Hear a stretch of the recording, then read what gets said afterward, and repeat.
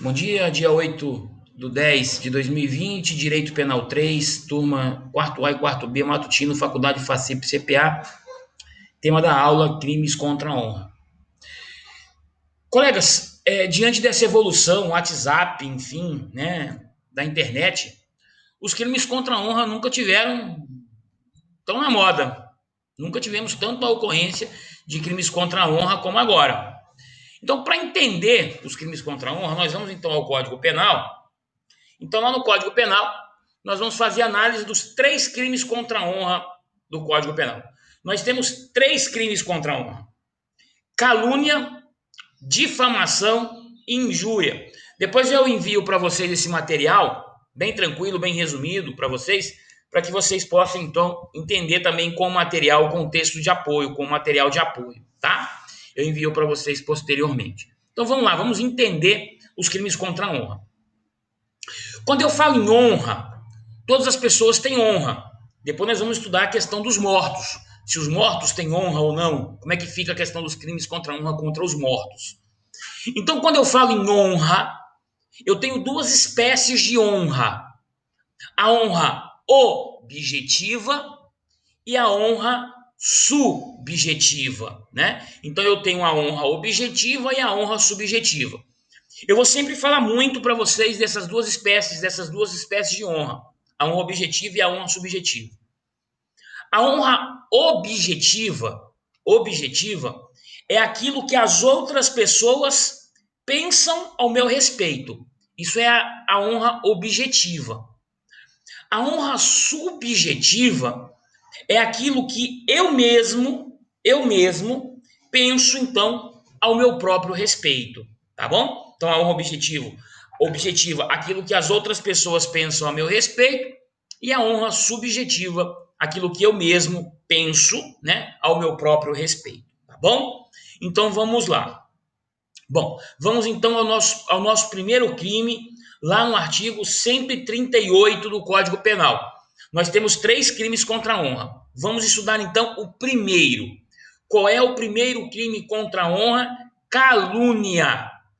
Calúnia. Diz assim o artigo 138 do Código Penal: caluniar alguém, imputando-lhe falsamente um fato definido como crime. Então, aqueles alunos que gostam de anotar as aulas, enfim, primeiro dado importante do crime de calúnia.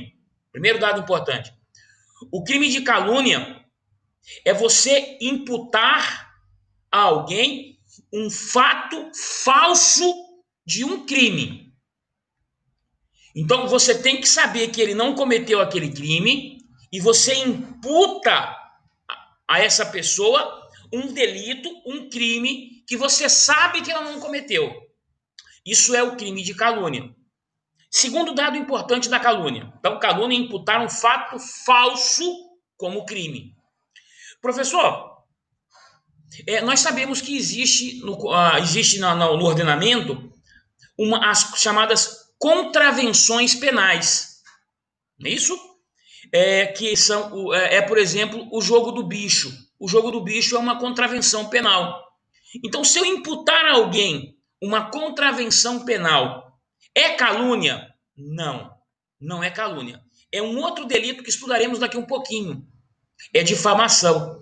Para ser calúnia tem que ser um crime, tem que estar elencado no Código Penal ou em uma lei penal extravagante. Não pode ser uma contravenção penal, tá? Por exemplo, o jogo do bicho. Beleza. Então, já sabemos quando acontece a calúnia. Segundo, a calúnia atinge a honra objetiva, ou seja, aquilo que as outras pessoas pensam a meu próprio respeito. Vou dar um exemplo. Imagine que eu tenho um amigo e eu resolvo então disponibilizar agora no grupo da aula, resolvo disponibilizar agora no grupo da aula, dizendo: olha, sabe meu amigo lá, o João? Pois é, o João participou daquele assalto lá no Banco Central de Fortaleza. E eu sei que ele não participou. Até mesmo porque ele estava comigo, ele morava comigo. Isso é calúnia. É um fato falso, é um fato definido como crime, porque foi um roubo, tá? Isso é calúnia. Atenção! Se eu chamar alguém de ladrão, fulano de tal é um ladrão, fulano de tal é um vagabundo, não configura calúnia, vai configurar um outro crime, vai configurar um outro crime, vai configurar então o crime de Professor, injúria que já estudaremos. Então, mas aí as, a calúnia tem que ser a imputação de um fato criminoso. Chamei alguém de ladrão, chamei alguém de vagabundo, é um outro crime chamado injúria. Tudo mas bem? aí as penas são diferentes, né? Não entendi? As penas são diferentes. São diferentes. Eu tenho uma pena na calúnia e uma pena na injúria totalmente diferente, porque a injúria é uma qualidade negativa, tá? Nós chegaremos lá e falaremos mais uma vez. Bom, beleza, então, imputa-se na calúnia um fato definido como crime, um fato falso. A calúnia atinge a honra objetiva, aquilo que os outros pensam a meu respeito. Legal. Qual outra informação da calúnia? A calúnia, o momento consumativo, aqueles que estão anotando, eu também vou enviar isso para vocês no texto, no material de apoio. A calúnia, o momento consumativo da calúnia é quando terceira pessoa toma conhecimento do fato. Então, se somente a pessoa que eu ofendi tomou conhecimento do fato, não configura a calúnia. Então, a calúnia, a consumação da calúnia acontece quando terceira pessoa toma ciência do fato imputado. Outra coisa, professor, eu já vou falar como um todo. Nesses três crimes contra a honra, calúnia, difamação e injúria, a tentativa, ela é possível? É possível a tentativa? Ou seja, o agente, por circunstâncias alheias à vontade dele, não conseguiu consumar o ato? A resposta é positiva. A tentativa é possível. Só que aí vem um dado importantíssimo. A tentativa nos crimes contra a honra só é possível quando a conduta passar a ser plurissubsistente. Deixa eu explicar para vocês. Se eu praticar um crime contra a honra, por exemplo, uma calúnia verbal, não tem tentativa. Não tem tentativa. Agora, se esse crime contra a honra, ele necessitar de várias etapas, de vários atos, por exemplo, né? Vamos imaginar que eu quero praticar um crime contra a honra aqui pelo telefone, pelo grupo de WhatsApp. Eu tenho que ter o grupo, eu tenho que digitar, eu preciso de um sinal de internet, essa mensagem precisa chegar, né? É uma série de fatores, então, que eu necessito para consumar. Então, se porventura ele digitou, mas não conseguiu chegar a mensagem porque caiu a internet ou por algum motivo, a doutrina entende que, neste caso, a tentativa existe, né? Os livros ainda falam em tentativa quando é por escrito, né? Mas hoje temos que entender também o nosso mundo virtual. Então, a tentativa, nas três modalidades de crimes contra a honra, ela é possível quando a conduta passar a ser plurissubsistente, mais de um ato. Se a conduta for unissubsistente, um ato só, por exemplo, o crime contra a honra verbal, a tentativa ela não acontece. Tudo bem? Tranquilos até aqui, né? Logo após, estudaremos as espécies de ação penal dos crimes contra a honra, né? Em regra, os crimes contra a honra têm ação penal privada, mas eu vou falar para vocês daqui mais um pouquinho, tá bom? Beleza então, professor? Já vimos então que a calúnia imputa-se um fato falso definido como crime, a calúnia atinge a honra objetiva, a consumação é quando terceira pessoa toma conhecimento do fato imputado e a tentativa ela é possível. Agora vamos mais. Será que é possível alguém praticar calúnia contra uma pessoa que já morreu? O 138, colegas, me acompanhem, ele traz essa hipótese. Então acompanhem comigo. A pena do artigo 138 é detenção de 3 meses, 6 meses a 2 anos. E o parágrafo 2º do 138, ele diz assim: é punível a calúnia contra os mortos, né? É punível a calúnia contra os mortos. Lógico, quem vai representar, né, a pessoa que faleceu, né? São os descendentes, né? São os descendentes, são os ascendentes, é o cônjuge, é o irmão, né? Então, se você praticou um crime de calúnia contra os mortos, é possível a sua responsabilização criminal. E, colegas, na calúnia, é punível tanto aquele que divulga a calúnia, eu recebo uma calúnia e eu divulgo, né? Quanto aquele que propala, né? Aquele que leva adiante. Então, eu posso divulgar pelas mídias sociais, por telefone, né? Pela internet, pelo Facebook, pelo Instagram, eu posso divulgar de várias formas. Então, o próprio parágrafo primeiro do artigo 138, ele é claro, né? Ele é claro, ele diz que na mesma pena incorre quem, sabendo ser falsa a imputação, propala ou divulga. Então, um dado importante é que eu devo saber obrigatoriamente que aquilo que eu estou recebendo, ela é falsa. Aquela informação é falsa. Se eu não sei, porque se fosse assim, você imagina que o WhatsApp como seria. Se eu não sei que aquela informação é falsa, eu recebi agora e eu divulgo e eu propalo, obviamente eu não posso ser responsabilizado. Agora, se eu sei que é falsa e eu divulgo, né, e eu propalo essa informação, eu também respondo por um crime de calúnia. Vejam como é perigoso eu receber uma determinada informação, uma determinada notícia e determinar que essa notícia vá à frente, porque eu também posso ser responsabilizado junto com essa pessoa pelo crime de calúnia. Mais um pouquinho.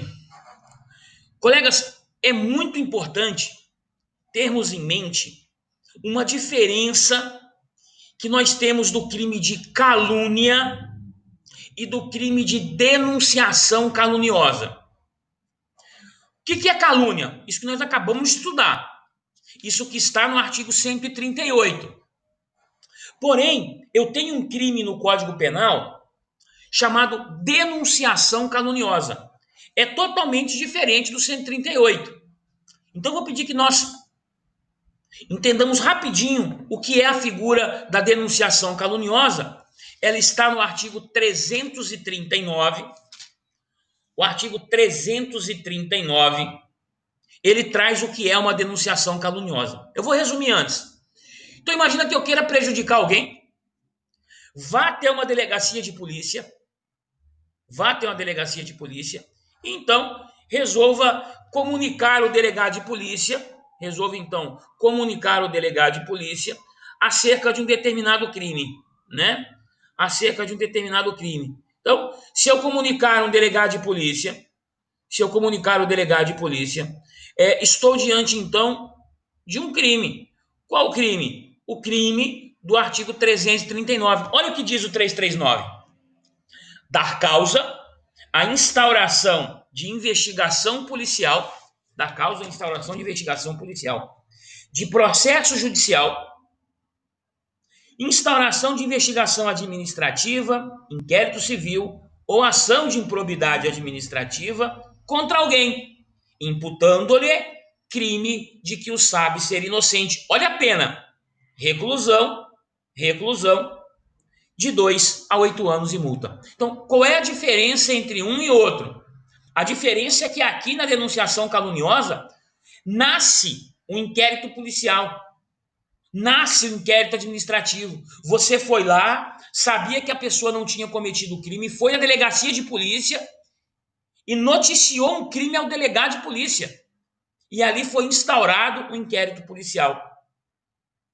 Logicamente, custa caro o aparelho estatal, custa caro instaurar um inquérito policial, a sua responsabilização criminal é pelo 339. Então, na calúnia não se tem o início de uma responsabilização criminal. Não foi você que foi lá e, sabendo que o fato é inocente, noticiou o crime ao delegado de polícia. Tudo bem? Tranquilos? Maravilha. Bom, vamos mais. O artigo 138 do Código Penal, ele traz a chamada exceção da verdade. E o que é exceção da verdade? É que em algumas hipóteses, eu posso provar o que eu estou dizendo. Ou seja, eu posso provar que realmente aquele camarada cometeu, praticou aquele crime na qual eu falei para vocês, que aquele meu amigo João realmente praticou o assalto, o roubo lá no Banco Central de Fortaleza. Então, em algumas hipóteses, ele admite a exceção da prova da verdade, ou seja, provar o alegado. Porém, o Código Penal ele traz 3 hipóteses que eu não posso provar o que eu estou dizendo. Quais são essas hipóteses? As hipóteses previstas no artigo 138, parágrafo 3º. Então, eu não posso provar a calúnia. Vamos lá a primeira. 138, parágrafo 3º, inciso de número 1. Não posso provar a calúnia, diz assim o inciso 1, se constituindo o fato imputado crime de ação privada, o ofendido não foi condenado por sentença irrecorrível. O que é uma sentença irrecorrível? É uma sentença que não foi transitada em julgado. Sentença irrecorrível é uma sentença que não foi transitada em julgado. Colegas, olha só. Olha só. Quando eu falo, então, ação penal privada, a lei vem e diz quando ela é ação penal privada. Ou seja, é uma ação penal privada quando se procede mediante uma queixa-crime. Lembram disso? Direito Penal 2. Quando eu tenho, então, uma queixa-crime, eu tenho ação penal privada. Eu tenho a figura do querelante e do querelado. É uma peça redigida por um advogado. Então, no crime de ação penal privada, eu não posso, então, justificar, trazer prova se não ainda teve uma condenação daquela pessoa que transitou em julgado. Inciso 2. Se o fato é imputado a qualquer das pessoas indicadas no inciso 1 do artigo 141, ou seja, se o fato for imputado contra o presidente da República ou contra o chefe de governo estrangeiro, eu, em tese, pelo regramento legal do Código Penal, eu não poderia provar o que eu estou dizendo. Então, se eu praticar agora uma ofensa, um crime de calúnia contra o presidente da República, atenção, colegas, pelo Código Penal, eu não posso provar o que eu estou dizendo. Só que atenção, a doutrina entende que isso é uma ofensa ao princípio constitucional da ampla defesa. Pelo fato de ser presidente da República ou chefe de governo estrangeiro, eu não posso provar. Então, para a doutrina, isso ofende a Constituição Federal, no que tange ao maior de todos os princípios, o princípio da ampla defesa. Porém, se a questão perguntar a vocês, de acordo com o Código Penal, tá? Agora, se for uma questão aberta, você tem que se atentar acerca do princípio da ampla defesa. Então, eu não posso provar. Se eu imputar ao presidente da República um fato tido como crime, eu não posso provar pela redação do artigo 138, parágrafo 3º, inciso de número 2. Tá? Eu também não posso provar 138, parágrafo 3º, inciso de número 3. Diz lá: se do crime imputado, embora de ação pública, o ofendido foi absolvido. Então, se ele foi absolvido, não posso imputar ele foi absolvido. Ou absolvido por sentença irrecorrível, ou seja, então ele já foi absolvido e a sentença transitou em julgado. Eu posso provar? Olha, ele foi? Não, não pode. Se ele já foi absolvido, isso não cabe à prova, você vai ser responsabilizado criminalmente por isso. Por quê? Porque nós, nessa hipótese, não cabe a exceção da verdade, tá bom? Isso é o crime de calúnia do Código Penal. Professor, é muito comum hoje ofensas pelo WhatsApp, pela internet, por Facebook, né? De tantas formas é possível ofensa hoje. Como é que eu posso fazer, professor, para buscar uma responsabilização criminal? Olha, eu gosto muito, vocês já ouviram falar na chamada ata notarial? Eu levo meu telefone lá no cartório extrajudicial, e peço então para que eles verifiquem as mensagens que eu estou recebendo e possa então lavrar uma ata notarial. E eu, então, uso essa ata notarial para ingressar com uma ação criminal. E eu faço, então, uma peça chamada queixa-crime contra essa pessoa que ofendeu, que praticou um crime contra a honra, seja ele qual for. Tá? Não é obrigatório a ata notarial. Eu faço por uma questão, né, de segurança, enfim. Mas eu peço, então, seja pelo computador, você manda a senha, envia a senha, o cartório vai lá e faz tudo que aconteceu, todas as ofensas que aconteceram e te entrega, então, um documento que se chama ata notarial. Tá ok? Beleza? Tranquilo, professor? Vamos dar sequência. Vamos para um outro crime agora. É o crime de difamação. Está no artigo 139 do Código Penal. O que é o 139 do Código Penal? Ele diz assim, olha comigo. Difamar alguém imputando-lhe fato ofensivo à sua reputação. Detenção de 3 meses a 1 ano. Então vamos lá? Vamos fazer do mesmo jeito que a calúnia?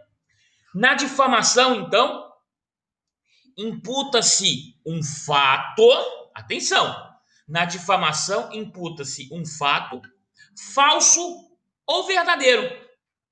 Na difamação imputa-se um fato falso ou verdadeiro, com a intenção clara em macular a honra deste indivíduo. Por exemplo, falar que ele tem uma banca de jogo do bicho na casa dele, que é uma contravenção penal, difamação. Vamos imaginar, eu quero prejudicar uma pessoa, estou brigando pela vaga de estágio contra ela. E eu digo, olha, essa pessoa aí, ela é alcoólatra. Ela vive embriagada pela rua. Pergunto aos colegas, a pessoa pode se embriagar? Pode. Embriaguez é crime? Não. A pessoa é alcoólatra. E aí, se for verdade? A pessoa toma um copo de cachaça todo dia de manhã. E aí, se for verdade? A intenção sua era macular, era atingir. Até pode ser verdade. Tá? Então, isso é o crime de difamação. Imputa-se um fato falso ou verdadeiro com a intenção de Professor, macular. Pois não. no ambiente de trabalho também, difamar outra pessoa também é o crime. Perfeito! No ambiente de trabalho, da mesma forma. E mais, colega, tem uma outra situação. Se for no ambiente de trabalho, numa função pública, vou acrescentar, aproveitar sua pergunta, tá? Se for no ambiente de trabalho, em uma função pública, você é funcionário público. Se você for funcionário público e eu praticar um crime contra a sua honra, vamos imaginar, eu falo, olha, aquele funcionário público que trabalha na Secretaria de Saúde de Cuiabá, ele trabalha todo dia embriagado. Se for funcionário público, eu posso provar o que eu estou dizendo. Cabe exceção da verdade. É isso que diz o 139, parágrafo único. Ele diz assim, ó, a exceção da verdade somente se admite se o ofendido é funcionário público e a ofensa é relativa ao exercício de suas funções. Poxa vida, falar que um camarada vai trabalhar todo dia embriagado, poxa, ele representa ali o Estado. Ele está em nome do Estado. Então eu posso provar o que eu estou dizendo. E ele pode então ser instaurado um procedimento administrativo para poder responsabilizar esse funcionário público. Agora, se for no ambiente de trabalho de uma instituição privada, eu não posso provar o que eu estou dizendo. Então, se a minha intenção é atingir a honra, é aquela conversinha fiada. Sabe aquela conversinha fiada? Isso é a difamação. Então, a difamação imputa-se um fato falso ou verdadeiro. Segundo, cabe exceção da verdade se for contra funcionário público no exercício da função. Se foi fora do exercício da função, não cabe você provar o que está dizendo. Terceiro, a difamação atinge a honra objetiva. O que é a honra objetiva? Aquilo que outras pessoas pensam a meu próprio respeito. Então, a difamação também atinge a honra objetiva. Cabe exceção da verdade quando for contra funcionário público no exercício de suas funções. E momento consumativo. O momento consumativo da difamação é da mesma forma que a calúnia. Ou seja, é quando terceira pessoa toma ciência do fato imputado. Né? Não foi contra você, mas é quando terceira pessoa toma ciência do fato imputado. Tá? A tentativa aqui também é perfeitamente possível, da mesma forma como a calúnia, ou seja, quando a conduta passar a ser, quando o crime passar a ser um crime plurissubsistente, ou seja, aquele que se tenha vários atos. Tá ok? Maravilha? Vamos agora para o maior, né, que é o crime de injúria. O crime de injúria, né? Aqui requer um pouco mais de atenção. O crime de injúria é um crime, quem estiver anotando, né, diz assim o artigo 140 do Código Penal: injuriar alguém, ofendendo-lhe a dignidade ou o decoro, detenção de 1 a 6 meses, alternativamente à multa. O que é a injúria? Injúria, colegas, é você atribuir a alguém uma qualidade negativa. Tá? Injúria é você atribuir a alguém uma qualidade negativa, né? Vamos dar um exemplo aí de injúria: chamar alguém de vagabundo, de ladrão, de porcaria, né? Enfim, isso é crime de injúria, né? Chamar alguém de bicha, isso é crime de injúria, né? Isso é crime do artigo 140 do Código Penal. Então, olha só a diferença. Colegas, isso cai muito em provas, é difícil uma prova que não tem uma pergunta que não encontra honra. Na injúria, então o que eu tenho na injúria? Uma qualidade negativa. Segundo, a injúria atinge a honra subjetiva. A injúria atinge a honra subjetiva. O que é a honra subjetiva? É aquilo que eu penso ao meu próprio respeito. Então, o momento consumativo aqui na injúria é quando você toma ciência do fato imputado. Então, eles vão atingir a minha honra, né? Então, Lucila é vagabundo. Chegou até o meu conhecimento, o fato está consumado. Então, diferente da calúnia e da difamação, o momento consumativo aqui no crime de injúria é quando você, na qual está sendo ofendido, você toma conhecimento, então, do fato imputado. Viu a diferença? Então, na injúria, qualidade negativa, atinge a honra subjetiva, aquilo que eu penso a meu próprio respeito. O momento consumativo é quando eu tomo ciência do fato imputado. E mais, a tentativa aqui também é possível, com a mesma regrinha da calúnia e da difamação. Mesma regrinha da calúnia e da difamação. Ou seja, a tentativa é possível quando o crime for plurissubsistente. Vários atos. Tá. Vamos lá.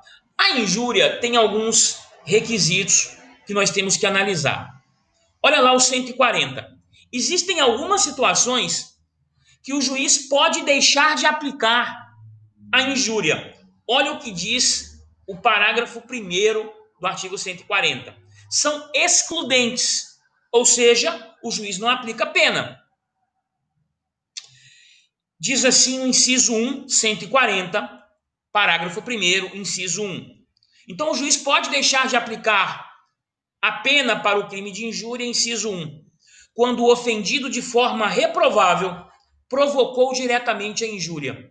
Então, o camarada ficou provocando, ficou pegando uma pedrinha e jogando na cabeça do camarada. O camarada não aguentou, virou e falou: vagabundo!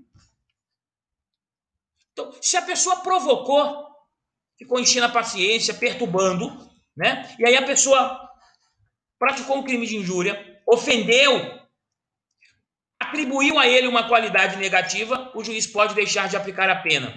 Né? O cara foi lá, por exemplo, e riscou meu carro. Eu fui da janela e gritei: ô vagabundo, ô porcaria, vai riscar a testa da sua mãe. Né?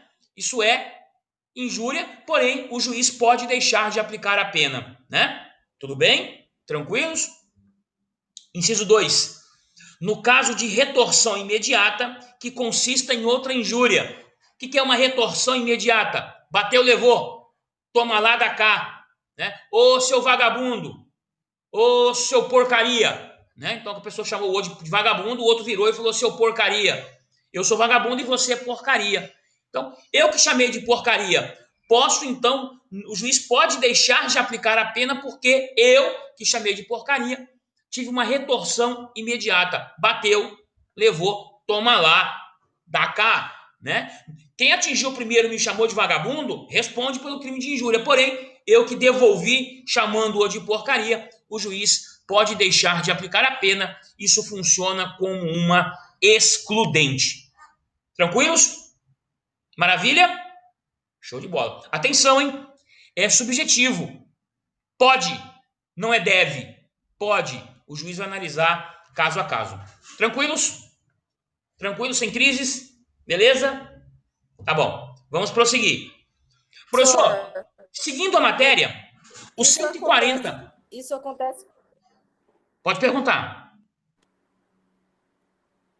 isso acontece com frequência ou é raramente assim que alguém vai lá e faz essa denúncia que alguém fez uma calúnia ou injúria, alguma coisa contra a pessoa? Acontece muito, viu, colega? Muito. Eu mesmo ingresso muitas vezes com crimes contra a honra através de uma queixa-crime. No meu exercício profissional, muitas vezes eu ingressei com queixa-crime contra pessoas que praticaram crime contra a honra. É muito mais comum do que se parece. Vamos dar um exemplo. Tivemos agora algumas notícias essa semana, né, de que um determinado candidato a prefeito aqui de Cuiabá ingressou contra um outro determinado político que teria praticado uma ofensa contra ele, né? Ele o chamou, né, de como que é? De malandro de carteirinha. Malandro de carteirinha. Não estou defendendo ninguém, essa notícia foi pública, está em todos os sites. Malandro de carteirinha é uma qualidade negativa. Malandro é crime de injúria. Malandro é crime de injúria. Isso vai ter uma responsabilização criminal, se vai ter condenação ou não, isso é outros 500, tá? Uma outra coisa, deixa eu aproveitar a sua pergunta. Existem algumas situações, viu, colega, que existe a chamada imunidade, né? Dentro ali da circunscrição, enfim. Por exemplo, um deputado, né, na tribuna lá da Câmara, ou o próprio senador, ou o próprio vereador, dentro do limite ali de sua atuação, ele pode não ser responsabilizado, né? Ele tem essa imunidade, tá bom? Tranquilos? Beleza? Tá bom. Vamos mais uma. 140, parágrafo 2º do Código Penal. Como é o nome desta injúria? Então, por favor, quem estiver anotando, o 140, parágrafo 2º do Código Penal é chamado de injúria real. O 140, parágrafo 2º do Código Penal é chamado de injúria real. O que é essa injúria real? É uma injúria que acontece com violência. Ele diz assim, o 140, parágrafo 2º: se a injúria consiste em violência ou vias de fato, que por sua natureza ou meio empregado se considerem aviltantes. Olha a pena, 3 meses a 1 ano, além da multa. Professor, dá um exemplo de injúria real. Você quer causar uma injúria em alguém e você arremessa um bolo, um ovo na face dessa pessoa com a intenção de deixá-la constrangida, enfim, macular a honra dela. A candidata a prefeito ou governadora de São Paulo, certa ocasião, alguém arremessou uma galinha nela. Isso é injúria real, né? A doutrina traz inúmeras hipóteses que você apalpar as nádegas de alguém pode configurar injúria real. Você arremessar fezes em alguém, isso pode caracterizar injúria real. Você arremessar lama com a intenção, imagina uma pessoa no horário do intervalo de trabalho, por exemplo, você arremessa lama naquela pessoa, isso caracteriza injúria real, né? Considera-se tem violência, né? E obviamente você responde pela injúria real, além da pena da violência, que pode resultar uma lesão corporal, né? Pode resultar uma lesão corporal. Tudo bem? Injúria real. Prossegue, professor. 140, parágrafo 3º. O 140, parágrafo 3º, ele é classificado pela doutrina como injúria qualificada, também chamado de injúria preconceituosa ou injúria racial. O 140, parágrafo 3º, é chamado pela doutrina de injúria qualificada ou injúria preconceituosa ou injúria racial. Não é o crime de racismo. Já veremos o crime de racismo. Aqui é a injúria racial. Vamos dar um exemplo? Olha o que diz o 140, parágrafo 3º comigo, é uma pena muito maior. Se a injúria consiste na utilização de elementos referentes, raça, cor, etnia, religião, origem ou condição de pessoa idosa ou com deficiência. Estou diante aqui de uma injúria racial. Então vamos imaginar aqui o seguinte exemplo. Eu viro para uma pessoa e quero ofender essa pessoa. Acontece muito em jogos de futebol. Eu digo para essa pessoa, o próprio Neymar sofreu isso agora, está sendo provado se aconteceu ou não, investigado. O Neymar foi chamado de macaco. Chamar alguém de macaco, chamar alguém ofendendo a sua religião, a qual você pertence. O Brasil é um país laico. A sua etnia, ou de onde você vem. Imagina, por exemplo, você ofendeu uma pessoa porque ela veio do Nordeste para cá. Isso é injúria, né? Seu nordestino porcaria, a sua religião não presta, você pertence a ela. Então eu tenho que ter um pouco de cuidado. Aqui na injúria racial, na injúria preconceituosa, você individualiza a conduta. Eu chamei o Neymar de macaco, Daniel Alves, o jogador grafite e tantos outros que foram atingidos. E tantos outros. Apresentadoras, então, de televisão, né? A Maria Júlia Coutinho, a Maju, do Jornal Nacional, sofreu ofensa, né? E tantas outras que sofreram ofensas. Então, eu tenho que aprender a separar quando que é injúria racial, do Código Penal, e quando que é racismo. Sabe qual é a diferença? Injúria racial, que está no Código Penal, aqui admite fiança. A injúria do Código Penal admite fiança. A injúria do Código Penal tem prescrição penal. Acontece a prescrição penal. Agora, vamos trocar um pouquinho. Vamos sair um pouquinho daqui. Professor, e quando que é racismo? Atenção, o racismo é uma lei. É chamado de lei penal extravagante. É uma lei contida na seguinte, é a lei 7.716 de 1989. Crime de racismo, lá por esta lei, é imprescritível, não acontece prescrição. Pode passar o tempo que for, você pode sofrer uma responsabilização criminal. E racismo não tem fiança, é inafiançável. A injúria do Código Penal tem fiança e tem prescrição. O crime de racismo não tem. Professor, e quando que fica caracterizado o racismo? Com a pena maior? Lei 7.716/89. O racismo você não individualiza.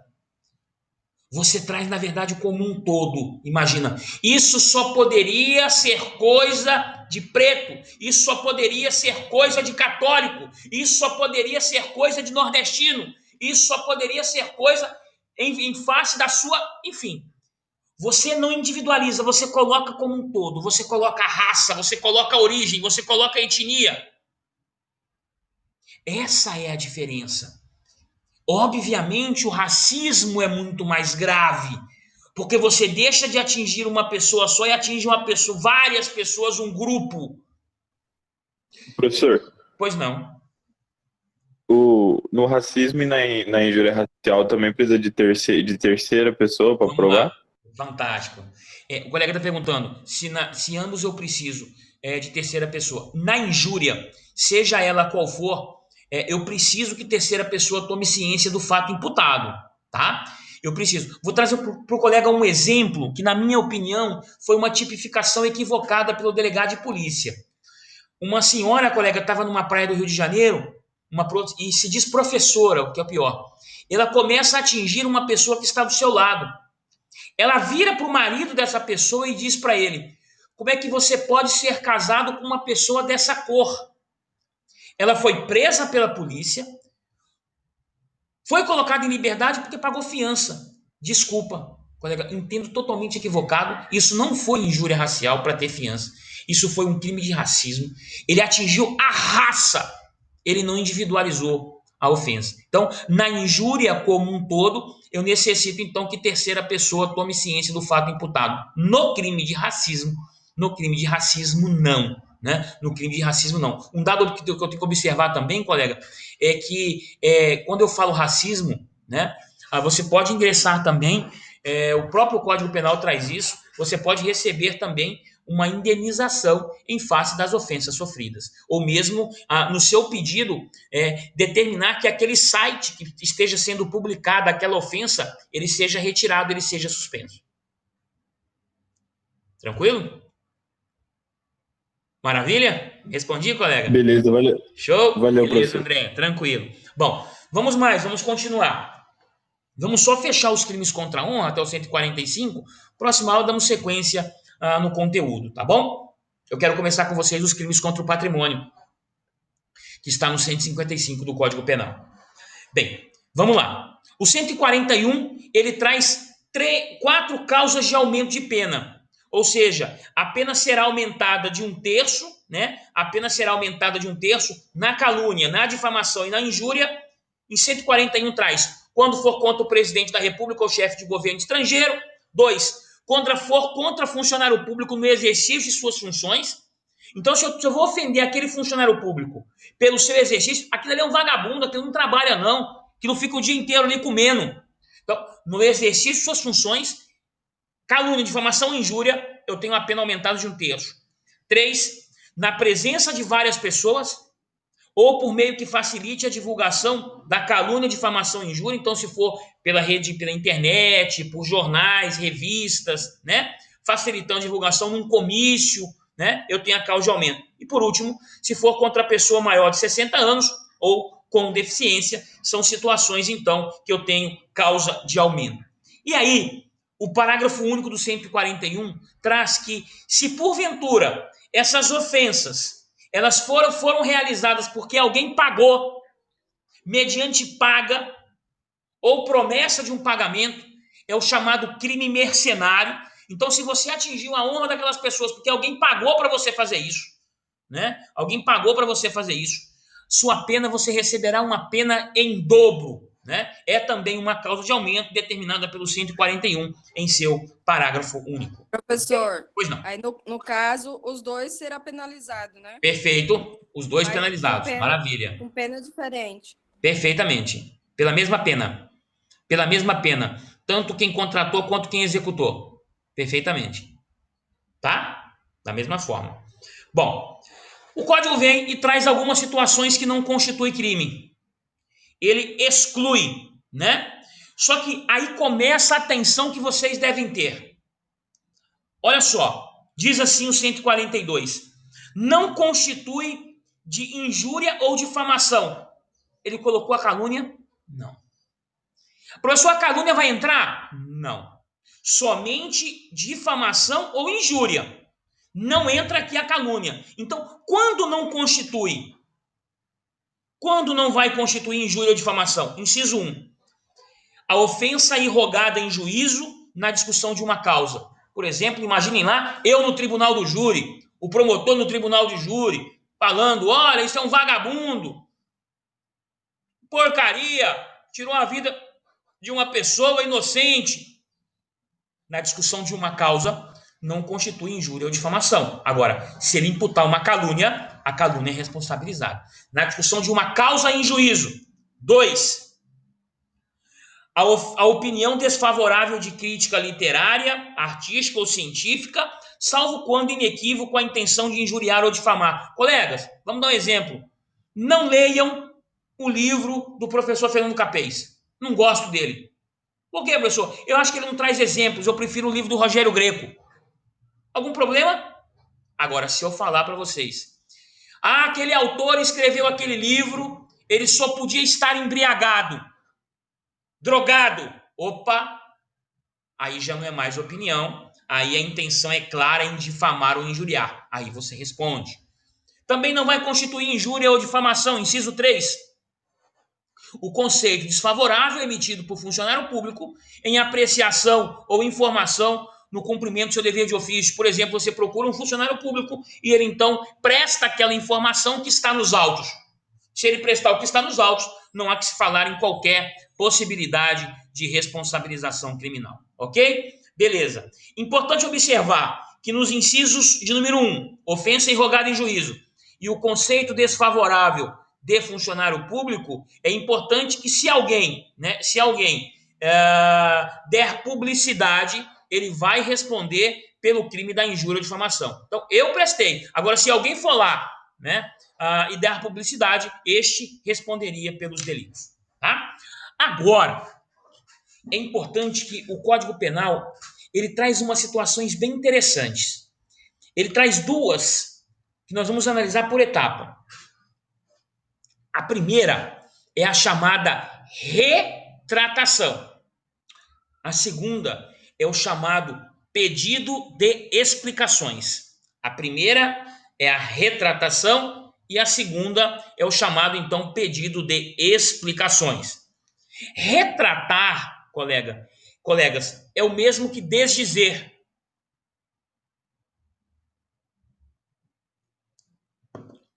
Retratar, quero me retratar daquela ofensa. Então, o Código Penal traz assim, acompanhem comigo o artigo 143.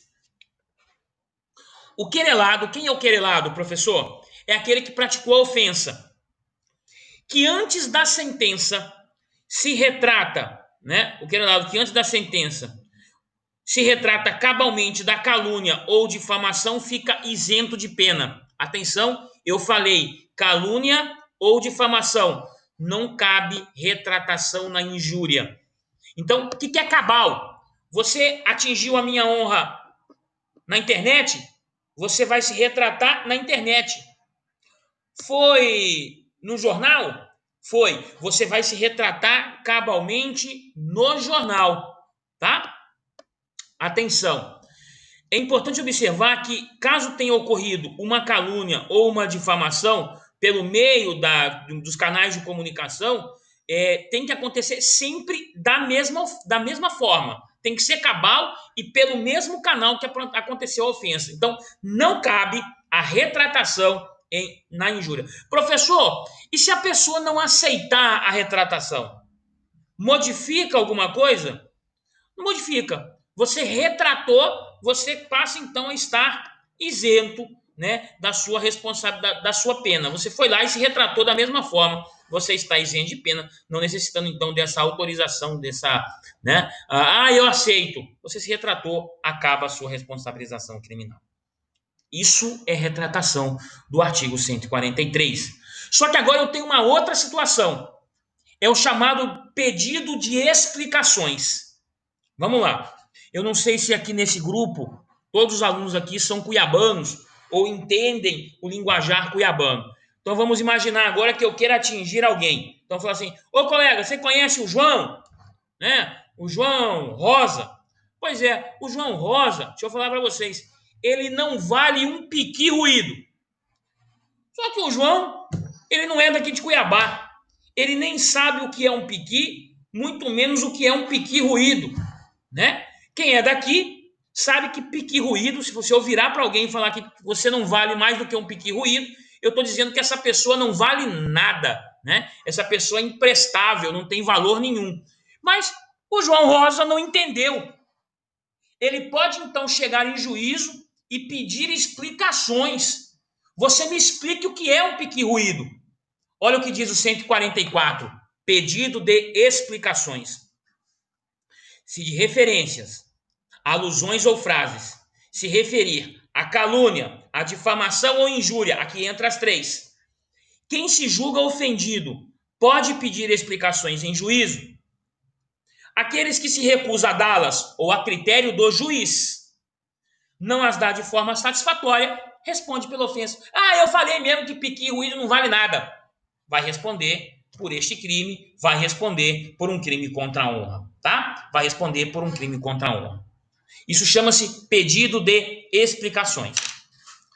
Para fechar com chave de ouro, os crimes contra a honra, É importante entendermos a questão da ação penal. Como funciona a ação penal aqui? Colegas, eu quero que vocês entendam. Como regra, nos crimes contra a honra, a ação penal, ou seja, o processamento e julgamento, é uma ação penal privada. Regra. Procede-se mediante queixa-crime. Vamos a algumas exceções. A injúria real, quem estiver anotando, a injúria real do 140, parágrafo 2º do Código Penal, resultando lesão corporal na figura da injúria real, ela passa a ser uma ação penal pública, podendo ser pública condicionada ou incondicionada. Condicionada se resultar uma lesão leve, incondicionada se resultar uma lesão grave ou gravíssima.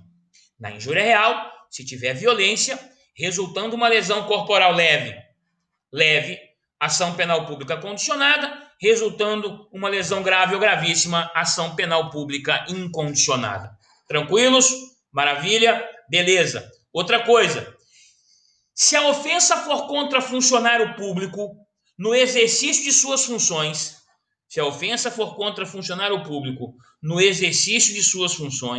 é importante entender que será uma hipótese de ação penal pública condicionada à representação do ofendido.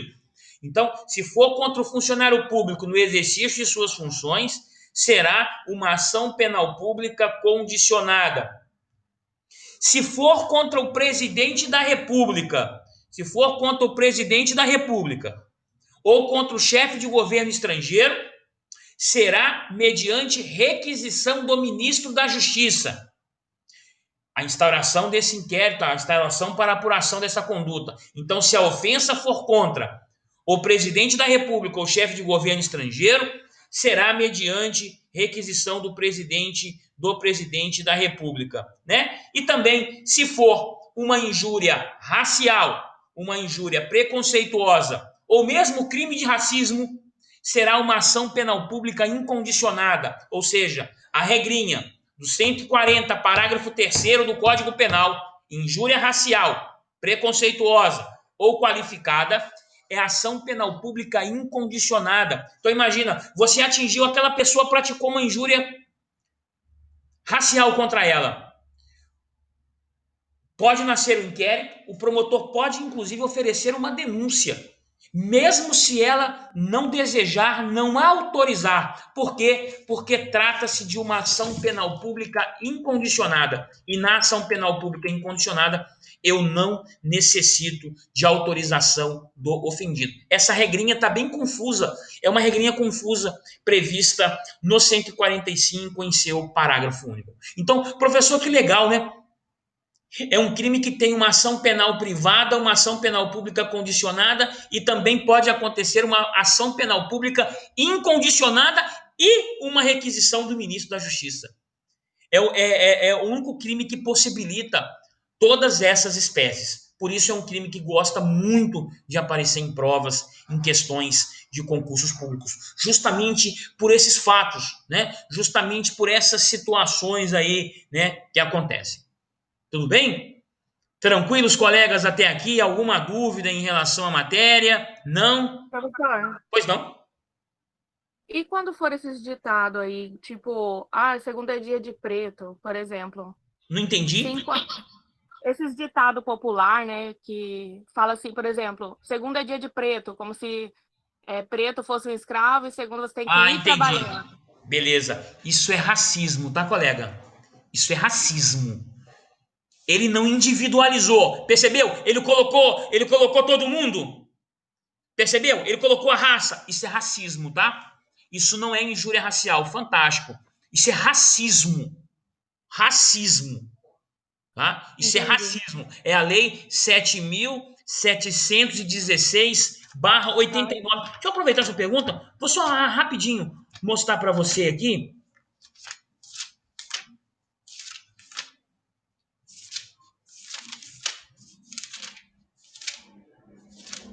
A lei do racismo, colega, a lei 7.716 diz assim, ó: serão punidos Na forma desta lei, os crimes resultantes de discriminação ou preconceito de raça, cor, etnia, religião ou procedência nacional. E ele vem e traz as penas.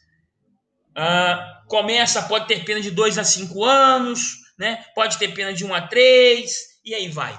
E aí vai a lei. Lembrando que racismo imprescritível e inafiançável.